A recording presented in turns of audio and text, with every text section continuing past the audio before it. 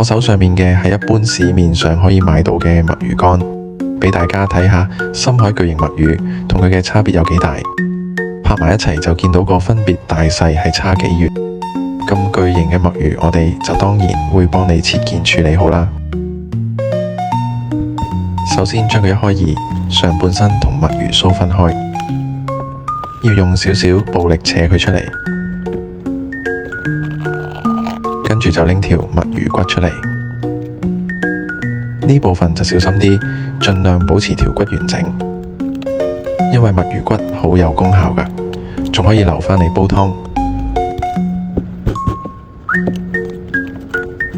跟住就係將佢斬開一件件，方便大家使用。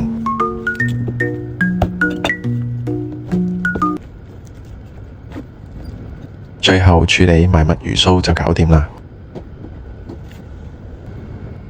咁大隻巨型墨魚可以分到8件，方便大家使用。歡迎門市直接選購或者電話落單。